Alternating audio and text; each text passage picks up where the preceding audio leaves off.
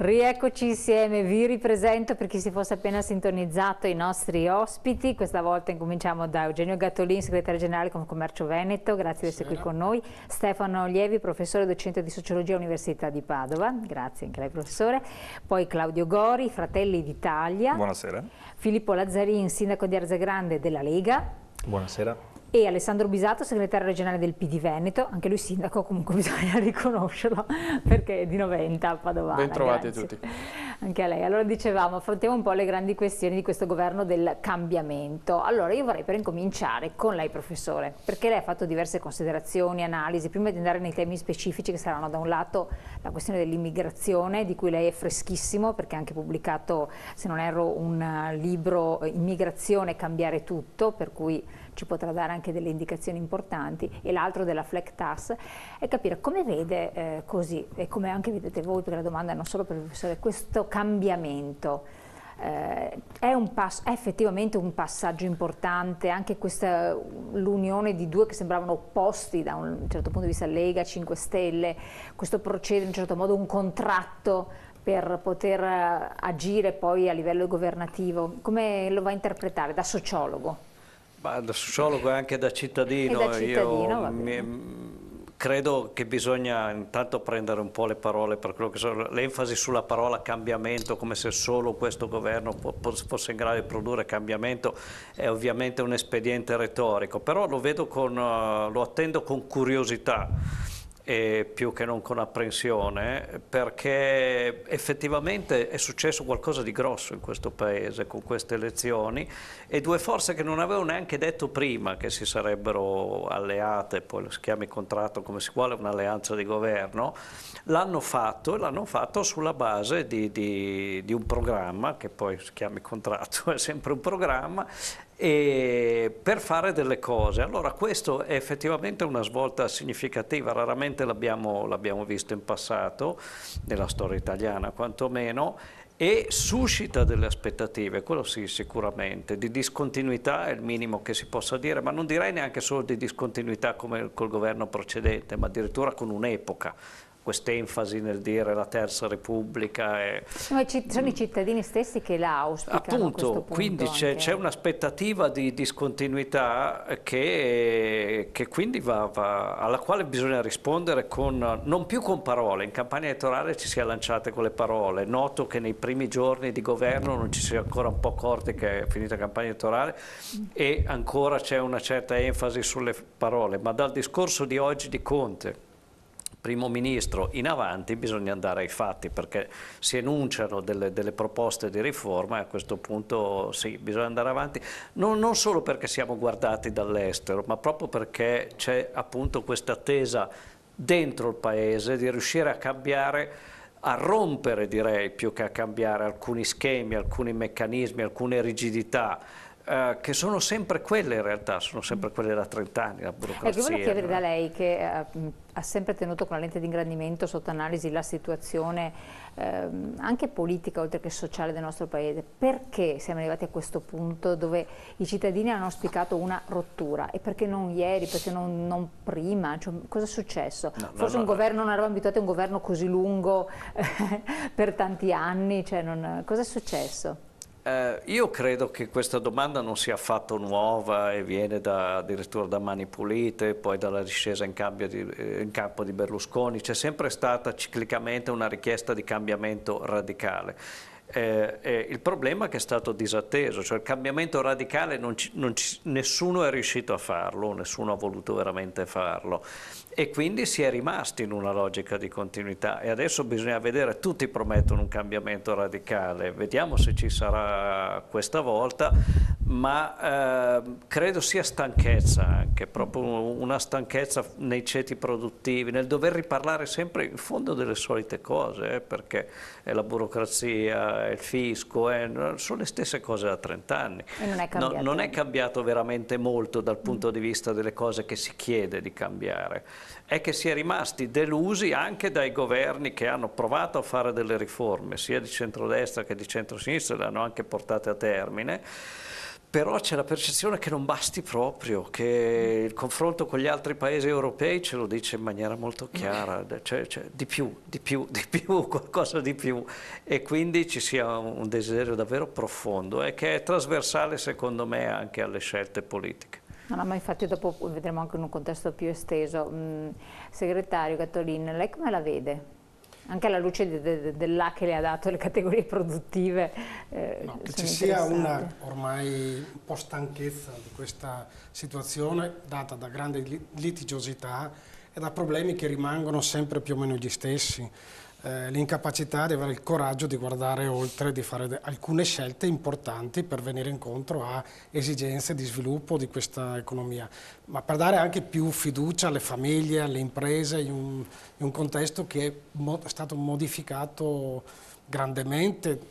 Abbiamo avuto una crisi, la più grande crisi dal dopoguerra, siamo stati anni all'interno di un sistema economico molto ballerino con gravi difficoltà. Vedevo i dati l'altro giorno, l'Istat diceva rispetto alla differenza tra il 2006 e il 2016, quasi 11% in meno del reddito prodotto o realizzato dal sistema dell'economia.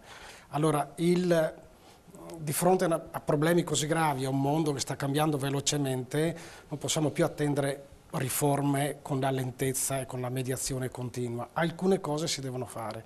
È chiaro che ci sono dei punti fermi. Alcune scelte seppur positive, hanno effetti collaterali rischiosi, per cui andiamo a vedere quali possono essere oggi le priorità. Per noi sono il problema dell'IVA, non possiamo fare scattare le clausole di salvaguardia. L'80% del prodotto interno lordo è dato da consumi interni, 60% dalla famiglia e 20% dalla pubblica amministrazione. Far scattare queste clausole rischia di andare a ridurre pesantemente i consumi che sono il nostro reddito. Allora, alcune scelte sono importanti, altre significative richiedono un pensiero, anche se veloce, ma un pensiero rispetto agli effetti collaterali, ecco, rispetto a che cosa comporta poi nell'impatto con l'economia reale. Ecco, per cui una grande attenzione e anche una grande disponibilità, come abbiamo sempre avuto come parte sociale. Il nostro obiettivo è quello di collaborare con chi ha responsabilità di governo per individuare proposte che siano sostenibili a vantaggio del sistema che rappresentiamo, ma anche del sistema economico e sociale in cui viviamo tutti. Quindi anche voi avete delle aspettative sostanzialmente ben precise. Partiamo adesso dalla situazione del PD, e voi ne siete fuori dai giochi, l'opposizione, però che impressione avete avuto di queste reazioni che ci sono state, di quello che si sta avvenendo? Diciamo che dopo le elezioni sono stati 3 mesi frenetici e convulsi. Dentro il bicchiere d'acqua siamo riusciti a mettere tutto, perché siamo riusciti a creare, come dire, una dialettica istituzionale fortissima che è arrivata a uno scontro di sistema. Se posso sintetizzare anche rispetto alle interlocuzioni avvenute prima, si è tentato di fare una riforma istituzionale in Italia che, come dire, da chi gestiva il potere era il tentativo di mediare le istituzioni rispetto all'ansia di nuovo che emergeva dalla società e probabilmente emergeva anche dai corpi intermedi. Solo che questo, per tutta una serie di errori, non è stato letto correttamente dai cittadini, che a questo punto hanno buttato a mare quella riforma, così come ve ne erano state anche in precedenza, e ha ritenuto invece di, come dire, di affidarsi a delle forze politiche che hanno fatto della protesta non ciclica, così con la richiesta di rinnovamento che avviene ogni 10-15 anni, ma qua proprio come un cambio di una lotta tra il popolo, estremizzo, e chi è considerato gestore del potere. Adesso però loro lo incarnano e quindi bisognerà capire, mi riferisco al fatto che chi protesta e mette in campo tutta una serie di iniziative che hanno bisogno di 130 miliardi di euro all'anno, adesso per metterle in campo bisogna trovarle queste risorse. Quindi siamo veramente al passaggio fondamentale per cui il Partito Democratico in maniera responsabile farà il proprio ruolo di opposizione, ma non lo farà in maniera prioristica dicendo sempre dei no. Almeno questo è il mio angolo visuale. Certo, preciserà giorno per giorno che se si mette in campo una proposta, ad esempio è di queste ore già l'iniziare a ragionare sulla flat tax, se si parla delle delle tasse alle aziende, alle imprese, beh già lì la flat c'era già, perché c'era una tassazione al 27,5 che è stata portata nell'ultimo anno e mezzo a 24, quindi quella che in termini tecnico chiamiamo IRES. Esatto, dopo entriamo sullo specifico di queste cose qui. Ma che cos'è che secondo lei non ha funzionato e che quindi non ha soddisfatto in questi 5 anni? Perché c'è stato un periodo di 5 anni di copertura governativa da parte del PD e che ha avuto una reazione veramente a cascata verso il contrario, quindi proprio insoddisfazione, forse anche delusione, perché altrimenti non si sarebbe successo quello che è successo. E il PD ha avuto dei minimi storici anche a livello territoriale, quindi qualcosa c'è stato di forte, forse anche per voi inatteso, non avevate in mano... Io penso che noi siamo stati troppo tecnicisti, il tecnicismo della proposta, mentre in politica o evochi un futuro o sai scientemente dare degli slogan che hanno impatto fortissimo sulla popolazione. E non lo dico in senso negativo, lo dico in senso come analisi. Cioè sono stati abili a semplificare ragionamenti complessi. Questo gliene va dato atto, mentre noi ci siamo schiacciati su una tecnicalità del qualsiasi cosa, visto che è complessa, deve avere delle risposte complesse. Per andare oltre a questo, per chi si sente responsabile, quale ritengo io e la nostra forza politica, bisogna saper rievocare futuro, cioè dare il senso del perché dovrei come dire, sforzarmi di diventare complesso sulla materia che affronto. Cioè devo avere un obiettivo di medio-lungo termine che mi porta ad andare oltre la banalizzazione del corrente. Filippo Lazzarin, come la vede lei da questo punto di vista? Un po' sempre questione generale e quindi adesso il lato dei fatti. In generale, riprendendo un pochino dal collega Bisato, sono più d'accordo sull'ultima parte dell'intervento rispetto alla prima, dove i cittadini avrebbero mal interpretato, insomma, questa volontà, capito, percepito diversamente. Non ci siamo spiegati in pratica. Ecco, e quindi questa qui è già più precisa. Ma perché? Perché si è stati di fronte a più uomini di governo, hanno cercato di cambiare il cuoco, ma la minestra era sempre quella. Qui, come diceva giustamente il professor Allievi prima, c'è bisogno di un cambiamento forte, quindi proprio di cambiare piatto. È vero che non si può basare adesso un governo sugli slogan, perché gli slogan andavano bene prima quando le persone sono non contente, le cose vanno male. Quando qualcuno propone qualcosa di diverso, io aggiungerei anche una parola abbastanza forte, rivoluzionario, i cittadini, gli elettori ti premiano. Adesso bisogna andare un pochino sul concreto. Non sempre, perché a volte il rivoluzionario non ha pagato, no, cioè in questo momento ha colto... No, però ripeto, dalle parole, sono stato attento del professore, quando diceva non tanto un programma ma un contratto, ecco che lì le idee rivoluzionarie che hanno avuto una sorta di smussatura, insomma, hanno limato gli angoli, hanno trovato appunto un contratto che lega attualmente, insomma, due forze politiche popolari e che hanno identificato nella persona del Premier Conte la persona giusta da poter, insomma, guidare questo governo. Adesso, insomma, poi ne parleremo nel proseguo della puntata, si comincerà a lavorare, sono un paio di giorni, insomma, che effettivamente possono utilizzare i loro uffici e il loro staff per poter appunto adoperarsi ed attivare tutto ciò che è stato detto in campagna elettorale, che fino a una settimana fa era luogo comune. E quindi, insomma, io darei la fiducia come le è stata data a questo governo e stiamo a vedere nel concreto cosa faranno. Poche cose, ma le idee ce le hanno molto chiare, sia Di Maio che Salvini. Fratelli d'Italia, quindi lei, Gori, come la vede? Anche dal territorio, perché poi anche Fratelli d'Italia si è spostato un po' nelle posizioni, però di fatto assiste a un cambiamento, anche se non è parte integrante completa, no? Sì, noi non ci siamo spostati di posizioni, ma noi preferiamo rimanere sempre con i piedi per terra.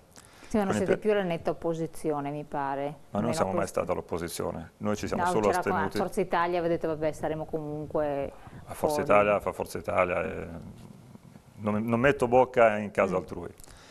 Come la vedo? Allora, come la vedo? Innanzitutto io ho molta fiducia di questo nuovo governo. Come diceva prima il professore, in effetti un cambiamento c'è, se vogliamo vederlo come un cambiamento di unione di partiti e movimenti differenti che cercano di fare qualcosa, per così dire, di concreto. Cosa può essere fatto di concreto nell'immediato? Beh, innanzitutto il problema principale è quello di scongiurare l'aumento dell'IVA, perché si parla di un passaggio dal 10 al 13% per l'aliquota media e l'aliquota standard del 22%, fino, anche se graduale, ma fino al 25% circa. Questo vorrebbe dire una fattibile riduzione dei consumi, un'enorme quantità di problemi a catena che si ripercuoterebbero principalmente con le fasce più deboli oppure con le fasce pensionistiche. Si parlava di flat tax, no anche. Per esempio, secondo le classi di reddito, noi possiamo osservare che in Italia, secondo l'ultimo censimento, si va da 0 euro a 10.000 euro e all'interno di questa fascia abbiamo quasi 8 milioni di cittadini. 8 milioni di cittadini suddivise per le varie città e province vuol dire un'enorme potenziale riduzione dei consumi che poi andrebbero anche a svantaggio di chi? Dei commercianti, ad esempio. I commercianti già sono altamente tassati. Dover incrementare anche l'IVA sicuramente comporterebbe una diminuzione della produzione interna per le vendite interne. Quindi l'IVA è la prima imposta che viene applicata proprio sui consumi, quindi i consumi sarebbero i primi ad essere colpiti. Quindi lavorare assolutamente per evitare questo? Anche lei. Assolutamente sì. Per quanto riguarda la flat tax, brevemente, allora molti governi che si sono succeduti, ma non negli ultimi 2 o 3 anni, almeno da un decennio, hanno sempre promesso di abbassare, per così dire brutalmente, le tasse alle imprese e alle famiglie, adottando la flat tax. Poi dopo il governo si è appena instaurato, quindi bisogna vedere quali sono le proposte alternative per coprire gli ammanchi di euro, però è già un primo passo per abbassare il reddito alle imprese, contestualmente anche dal 2019 alle famiglie, quindi al privato, e questo permetterebbe un attimino di far respirare le aziende per investire del denaro, ad esempio nello sviluppo, nel potenziamento dei macchinari. Noi parliamo di aziende, piccole e medie imprese, e a catena anche alle assunzioni. Nuove assunzioni vorrebbe dire anche nuovi stipendi, nuovi assunti, nuove possibilità di cessione di beni e servizi da parte del commercio, delle aziende e così via, ma lei capisce bene che se a questo andiamo ad affiancare un'aliquota maggiorata dell'IVA, ho paura che l'aumento dell'IVA vada a maggior danno di un eventuale risparmio di imposte. Concludo, perché un eventuale risparmio di imposte, anche se si dovessero togliere circa 2.000 euro l'anno di deduzione, comunque porta oltre 2.200 euro di risparmio per le imprese, che appunto potrebbero essere investiti direttamente sul mercato. Lei è poi entrato già a bomba nel tema, me l'ha anticipato, sì, no, esatto. Su questo mi pare che ci siano da precisare almeno 2 cose. La prima è che l'attuale Ministro dell'Economia, da professore universitario, propugnava l'esatto contrario, cioè diceva che la flat tax poteva diventare qualcosa di vero e assumibile aumentando l'IVA del 3%. Cioè qui bisogna che ci intendiamo, perché arriviamo al punto, siccome servono tantissime risorse per fare questo tipo di operazioni, o cominciamo a dire con onestà intellettuale dove andiamo a prenderle o dove tagliamo servizi, oppure continuiamo ad essere, anche se è finita, in piena campagna elettorale. Cioè, qua servono una marea di miliardi di euro all'anno e siccome, lo dicevo prima, sulle aziende si potrà dire tutto e tanto, ma è stato fatto moltissimo negli ultimi anni. L'IRES sulle aziende è stato abbassato di 3,5 punti ed è già una flat tax, cioè si paga il 24%. Cioè, questo è un dato di fatto, è desunto dalle dichiarazioni dei redditi delle nostre aziende. Infatti io so che nel contratto di governo si parla più che di risistemare. Sì, togliendo le deduzioni, togliendo tutti gli sgravi che competono a ti metti il pannello fotovoltaico e puoi dedurlo in tot anni. Cioè, capite che, sapete, avete capito che io faccio pubblica ammenda. Cioè è stato talmente semplificato il messaggio dicendo tutti pagheranno un'unica tassa, che non si dice quali sono, cioè qual è anche l'effetto negativo della vicenda. Cioè è vero che ci sono tutte quella proporzionalità di tantissimi che sono nella fascia medio-bassa, ma quelli non ne avranno quasi nessun vantaggio. Cioè il quasi nulla, perché se portiamo la tassazione al 15, quando uno magari ce l'aveva con queste deduzioni o detrazioni al 16,5 o 17. Cioè, cosa abbiamo capito? Stiamo abbassando a quelli che guadagnano più di 100.000 euro. Allora, quelli è chiaro che a quelli conviene. Quando lo si potrà fare? E ricordo, siccome una delle proposte in campo è addirittura di togliere ancora di più l'IRAP di quanto sia stata ridotta, siamo favorevoli tutti? Ma guardate che arriviamo ai nodi. Il sistema sanitario nazionale è pagato per 1/3 dall'IRAP. Per 1/3 dall'IRAP. 40 miliardi all'anno. Cioè, se si dice che domani mattina non c'è più l'IRAP sulle aziende, significa che diciamo ai cittadini che non avranno più la sanità pubblica universale per tutti. Cioè, qua è uno scardinare il sistema sociale. Cioè, bisogna che cominciamo a dirci queste cose, perché altrimenti, se non diventiamo un po' tecnici, non con quel tecnicismo che non fa capire le persone, ma tecnici, allora non ne usciamo, signori. Qua è finita la campagna elettorale, bisogna trovare le coperture economiche. Lazzari, poi andiamo in ovvero, perché così sembra, è allarmante che da domani, se dovesse esserci, non c'è più sanità, quindi questa qui sì, può far preoccupare, ma consideriamo che la macchina flat tax costa 50 miliardi di euro effettivamente all'anno. Per trovare copertura, perché è un ammanco nei bilanci di Stato, si dovrà sfruttare su questa reimmissione, sulla messa in circolazione dell'economia, che quindi vengono messe sia in imprese che nelle famiglie, ma è proprio per questo che verrà fatto in maniera graduale, come si diceva poc'anzi, per le imprese un po' più veloce e snello, ma perché è un processo avviato che va comunque sistemato in maniera tecnica, per le famiglie appunto anche in quel caso lì in maniera graduale, quindi andando a premiare inizialmente le famiglie più numerose piuttosto che nuclei familiari particolari, e comunque in un lasso di tempo che non è nell'immediato, ma appunto ripeto, si vorrebbe tutto subito da oggi per domani, ripeto, non si è stati capaci di fare certe cose in 5 anni, adesso dopo 2 giorni non hanno la bacchetta magica, come ripete sempre il ministro dell'interno Salvini. Mi fa anche specie adesso chiamarlo così, ma è tale, però